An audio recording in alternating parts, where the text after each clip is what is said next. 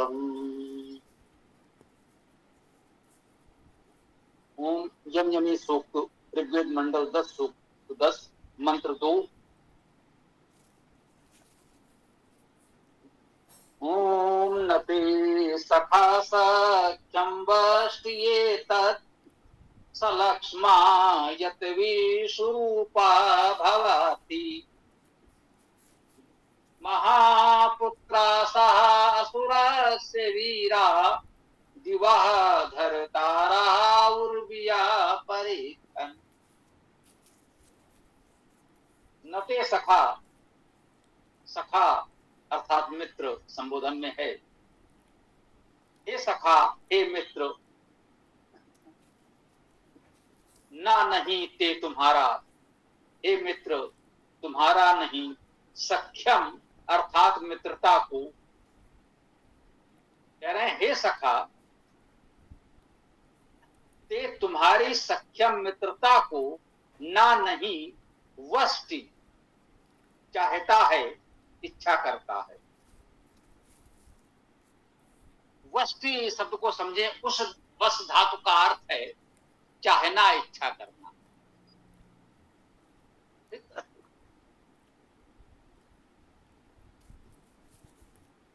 उसका ये रूप बना है वष्टि। जैसे भवति पठति गच्छति होता है, ये वही रूप है। वश था इस मूर्धन्य सा के प्रभाव से ताकाटा हुआ है।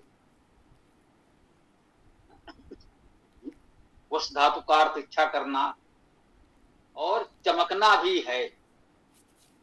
वश कांतो धातु भी है, कांति होना, चमकना भी है। एक और धातु है वश, इसमें यही मूर्धन्य सा है जो इसमें लिखा हुआ है वश।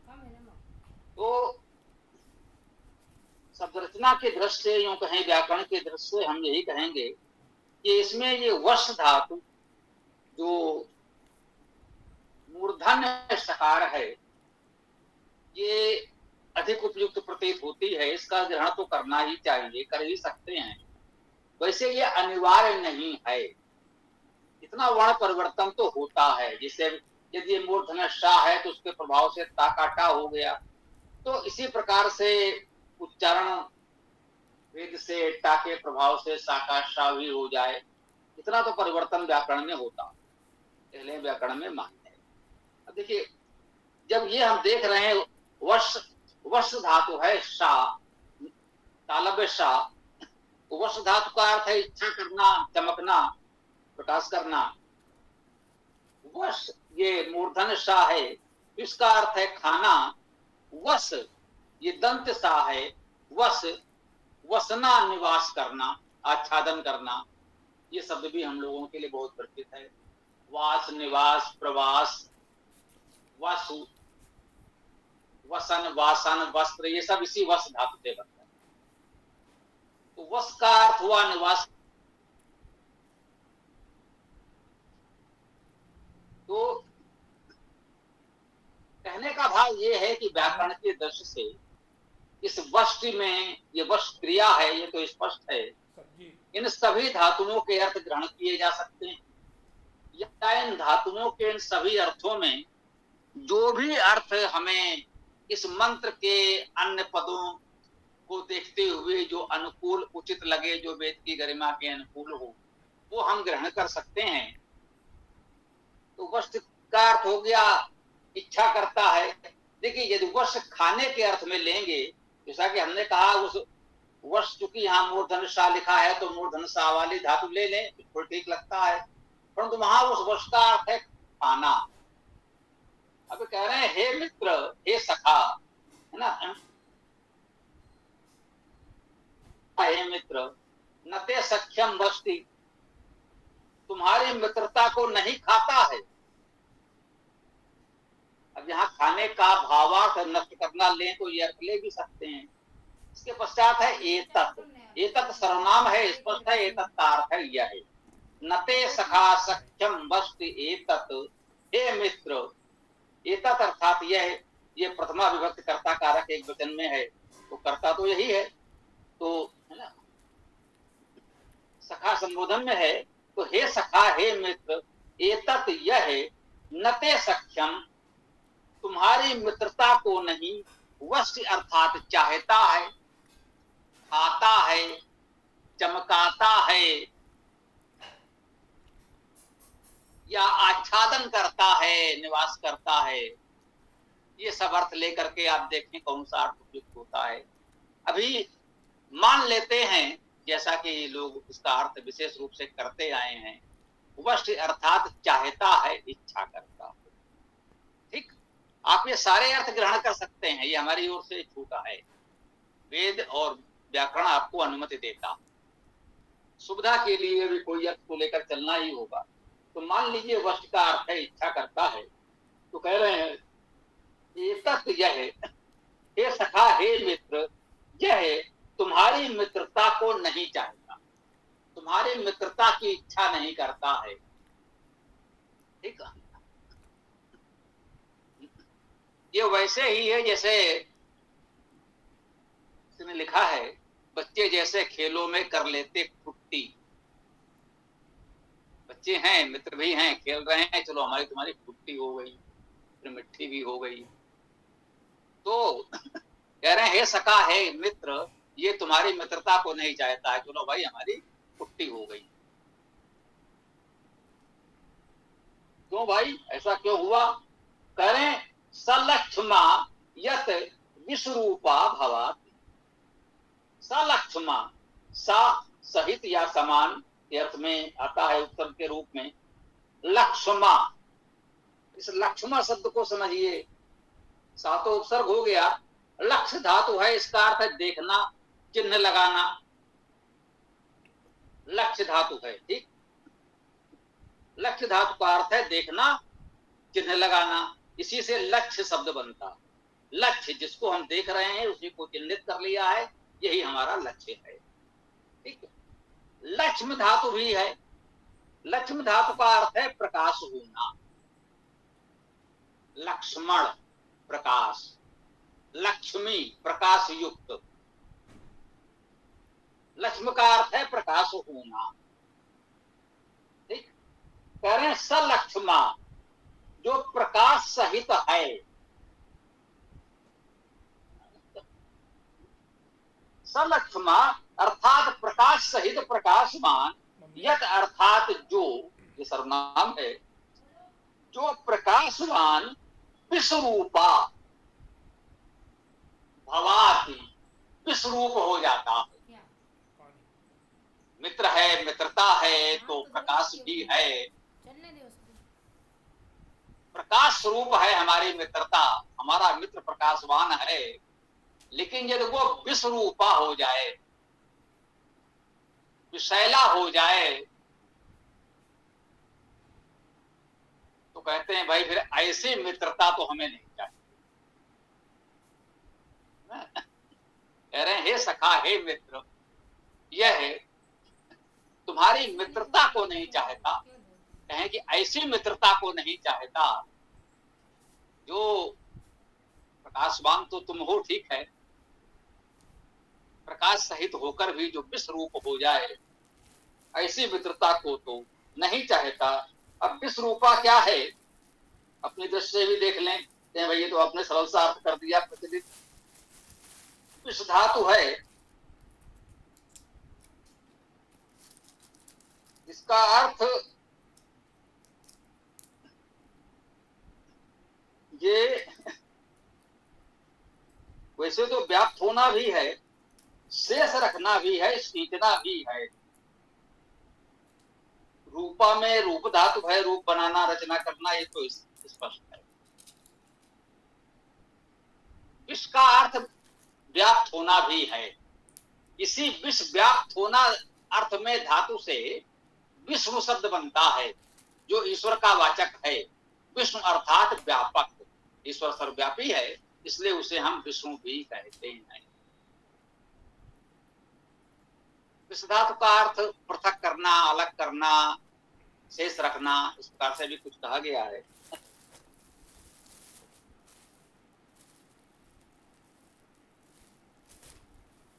तो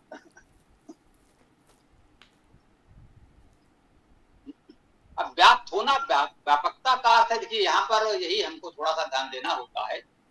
धातु अर्थ तो रहेगा, उसे नकारा नहीं। भावार्थ प्रसंग के अनुसार बदलेगा, ये हम जो कहते हैं ना कि प्रसंग के अनुसार अर्थ करना चाहिए, बिल्कुल ठीक बात है। शब्दार्थ तो वही रहेगा, धातु अर्थ तो वही रहेगा, प्रसंग के अनुसार भावार्थ ग्रहण करेंगे। जब हम परमेश्वर का नाम विष्णु कहते हैं तो वहां धातु का अर्थ व्यापक होना ही है। नु प्रत्यय लगा, नु प्रत्यय लगा है, ये मूर्धन सा के प्रभाव से नकारा हो गया तो शब्द बन गया विष्णु। व्याप्त होना का भाव फैलने से है, जो सब में फैला हुआ है, सब में व्यापक है, वो विष्णु। यहां मित्रता की जो बात कह रही है, ये प्रकाशमान होकर भी जो विश्वरूपा सब और फैलने वाली हो, तो सारी बातें इधर से उधर फैला दे, तो ऐसी मित्रता नहीं चाहिए।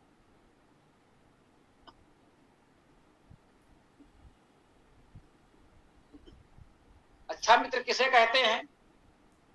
कहीं नित वचन में आया है, गुह्यान गुह्यात गुणान प्रकृति करोति,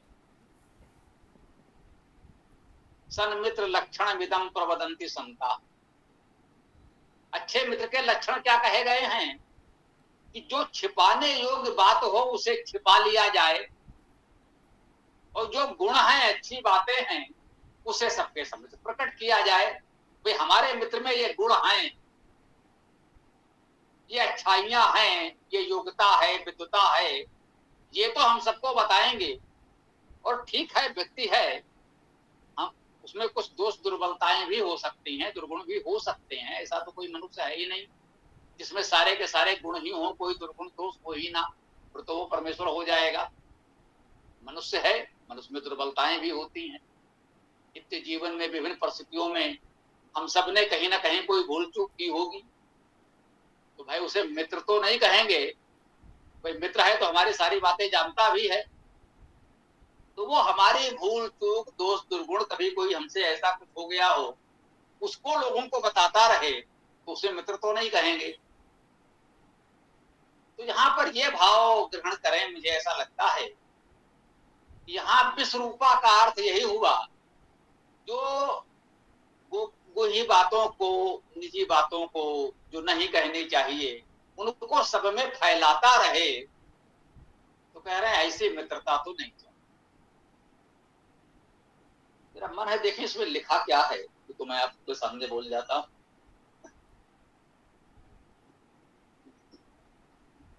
पुस्तक आदि आप लोगों के पास भी है, तो थोड़ा सा उसको लेके रहें, देखें तो ठीक लगेगा। तो मंत्र में कहा गया है कि यह प्रकाश युक्त मित्र तुम्हारे लिए सखा अच्छा नहीं करता है, क्योंकि जो व्यापक रूप वाला है, आगे अभी आएगा तो ये बात और स्पष्ट होगी।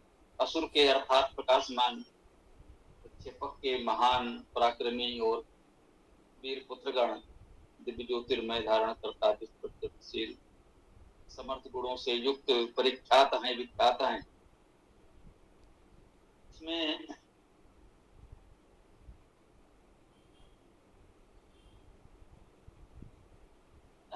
आगे इसको और देखने का प्रयास करते हैं।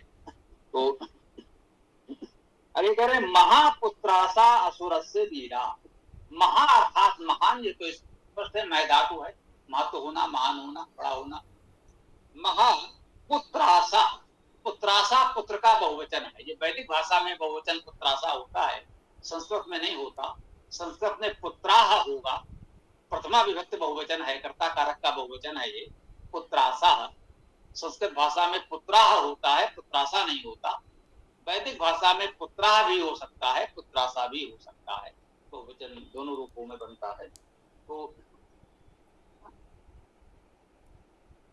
महापुत्रासा अर्थात महान पुत्रगण, असुरस्य असुर के, वीरा अर्थात वीर।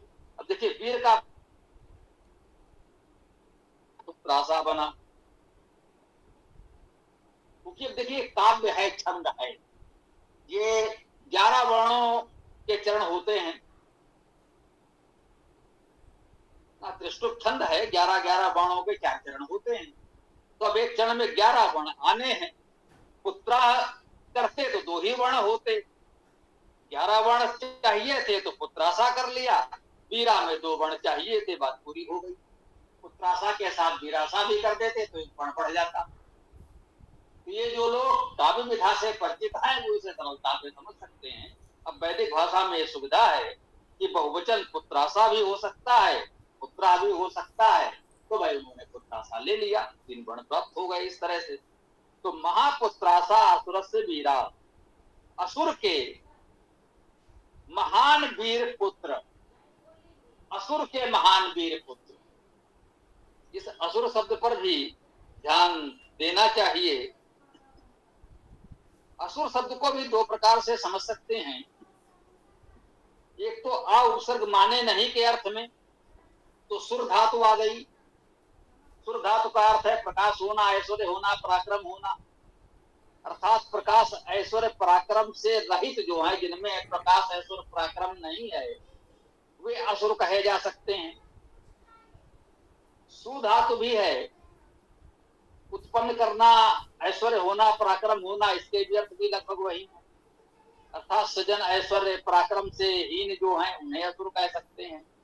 दूसरा अशु धातु है। अशु धातु का अर्थ रोगी होना भी है। अस धातु का अर्थ गति करना, दीप होना, अर्थात प्रकाशमान होना, प्रक्षेपण करना भी है। वेद में ईश्वर को भी असुर कहा गया है। वेद में ईश्वर के अनेक नाम हैं, उनमें एक नाम असुर भी। प्राचीन समय में असुर नाम से ईश्वर का स्वरूप बनाया गया, पूजा किया जाता रहा है। पुरातत्व विभाग की खुदाई में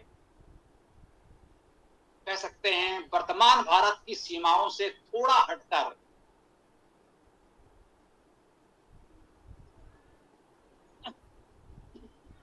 इराक में, जी ध्यान दीजिएगा, भारत के पश्चात पश्चिम में ईरान और फिर ईरान, इराक में पुरातत्व विभाग की खुदाई में असुर नाम का नगर मिला है। असुर नाम के नगर में असुर देवता का मंदिर भी है। वहां के राजा भी असुर वंश के हैं, उनके नाम असुरदान, असुरबाणीपाल, दुसरत, इस प्रकार के नाम पुरातत्व से मिले हैं। ये किसी की कल्पना नहीं है जो कोई कह दे कि भाई अरे भाई उन्होंने पता नहीं कैसे क्या सोच करके कह दिया, है ना। वो तो उनकी अपनी भावना हो सकती है अपनी संस्कृति का विस्तार दिखाने के लिए। ये पुरातत्व विभाग की खुदाई में मिला है। जैसे सिंधु घाटी की सभ्यता हमारे यहाँ प्राप्त हुई, ये उसी समय की लगभग है प्राचीन सभ्यता। इसको पुरातत्व में मेसोपोटामिया की सभ्यता। तो ईरान में ईश्वर को असुर नाम से जाना जाता, जो वहां के स्थानीय भाषा, स्थानीय पुराण कह लीजिए, जैसे भारत के अपने पुराण हैं वैसे अन्य देशों के अपने पुराण हैं, तो उनकी अपनी गाथाओं में असुर देवता है। कहते हैं वहां देव शब्द नकारात्मक है। अब उसके ऐतिहासिक कारण, अर्थ तो सब का अच्छा है शाब्दिक, लेकिन ऐतिहासिक कारणों से कभी कभी भावार्थ दूसरे भी ले लिए जाते हैं, तो किसी अंतर ना हो, इसलिए हम लोग अपने मूल विषय पर प्रयास करेंगे मंत्र को समझने का।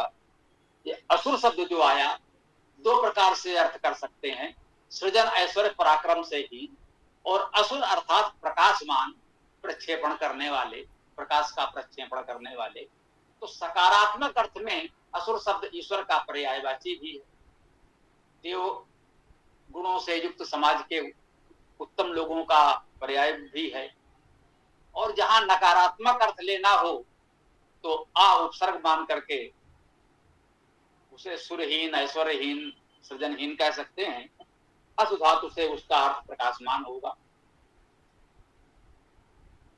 असुरस्य वीरा, असुर के वीर पुत्र, महापुत्रासा असुरस्य वीरा, असुर के वीर पुत्र, ये असुर एक वचन में है, वीरा वीर बहुवचन में है, पुत्रासा ये भी बहुवचन में है, महान, अभी के महाशब्द की संरचना ऐसी है कि इसमें विभक्ति अलग अलग स्वीकार की जा सकती है। अब इसको महा का बहुवचन भी मान लीजिए, महा को मह अगर कोई हलंत मानेंगे तो महाबहुवचन भी हो जाएगा, सबके विभक्त भी हो जाएगा। महान असुर के वीर पुत्र ऐसा भी अर्थ किया जा सकता है, असुर के महान वीर पुत्र ऐसा अर्थ किया जा सकता है। तो इसमें कोई बहुत बड़ा अंतर नहीं आ रहा है। तो आप कह सकते हैं असुर के महान वीर पुत्र, दिवाह, दिवाह दिव का अर्थ प्रकाशमान, दिव धातु है, इसी से देव शब्द बनता है। तो अनेक उत्तम गुण इस दिव शब्द में, दिव धातु में होते हैं। दिवा धरतारा, दिव का धारण करने वाला, द्वि धातु धारण करना, धरतारा धारण करने वाले, ये बहुवचन में है। दिव का धारण करने वाले, पूर्विया परीक्षण, तो दिव धातु के अनेक अर्थ हम लोग जानते हैं, गति करना, प्रकाश करना, स्थित करना, आनंद करना, प्रीत करना, गर्व करना आदि। धरतारा द्वि धातु धारण करना, पूर्विया में उर धातु है, इसका अर्थ है विस्तार करना, चलना, गति करना, निरंतर चलना। देखिए उर्विया शब्द को आप उर धातु से भी बना सकते हैं, व्युत्पत्ति दे सकते हैं, उसका अर्थ होगा विस्तार करना, गति करना, निरंतर चलना। ठीक, पूर्व धातु भी है, पूर्व धातु से उर्विया बन सकता है, तो उसका अर्थ है सहना, समर्थ होना, हिंसा करना भी है, यदि कहीं उस प्रकार के अर्थ की आवश्यकता हो। अगर कहीं कहा जाए दुष्टा नाम उर्विया, तो दुष्टों की हिंसा करने वाला, ऐसा अर्थ कर सकते हैं। तो पूर्व का अर्थ सहना, समर्थ होना भी है, जो समर्थ है वही दुष्टों को दंड भी दे सकता है। तो ये उर्विया शब्द को उर्व धातु से हम लोग ग्रहण कर सकते हैं। तो उर्विया का अर्थ हुआ विस्तृत, गतिशील और सहनशील, समर्थ, ये उर्विया के अर्थ हम लोग कर सकते हैं। उर्विया परीक्षण, परितो उपसर्ग हो गया, परीक्षण में परितो उपसर्ग हो गया, और क्या धातु है, इसका अर्थ है प्रसिद्ध करना, प्रख्यात करना, कहना। देखिए क्या धातु है, इसी से हमको लोग कहते हैं ख्यात, प्रख्यात, है ना। ये शिक्षा धातु से बना है, प्राउत्सर्ग लगा, प्रख्यात, प्राउत्सर्ग नहीं भी लगा तो ख्यात, विख्यात भी उत्सर्ग लगा तो विख्यात बन गया। वास्तव में कहें तो इसका एक अर्थ कहना है, प्रख्यात करना, प्रसिद्ध करना, ये कहने से ही होता है। तो कहना, सब लोगों को कहना, अधिक से अधिक लोगों को कहना, बताना, यही क्या धातु का अर्थ हुआ। तो महापुत्रासा असुरस्य वीरा, दिवा धरतारा उर्विया परीक्षण, कह रहे हैं कि असुर के महान वीर पुत्र दिव को धारण करने वाले हैं, ऐसे उर्विया अर्थात सहनशील, समर्थ, प्रगतिशील लोग परीक्षण ऐसा कहते हैं, ऐसा विख्यात है, परीक्षात है, सब लोग ऐसा कहते हैं। क्या कहते हैं, आइए पुनः प्रथम चरण को देखें, जो इस मंत्र का मूल भाव है। नते सखा सख्यम वस्ति एतत् सलक्ष्मा यत विश्वरूपा भवाती। पहले कहा मुख बात जो कहा, नते सखा सख्यम वस्ति एतत्, हे मित्र तुम्हारी मित्रता की इच्छा ये नहीं करता, क्योंकि जो न कहने योग्य बातों को दूसरों को फैला दे, ऐसी मित्रता की महान असुर के वीर पुत्र, दिव को धारण करने वाले महान मनीषी विद्वान कहते आए। मनुष्यों को यही कहना है कि ऐसी मित्रता उचित नहीं होती, ऐसे लोगों से मित्रता उचित नहीं होती जो न कहने योग्य बातों को भी दूसरों से कहते रहें। तो इस मंत्र का ये सुंदर संदेश हमें ग्रहण करना चाहिए। हम अपनी बात को यहाँ विराम दें आप लोग जो भी प्रश्न विचार आदि वो प्रस्तुत कर सकते हैं। ओम।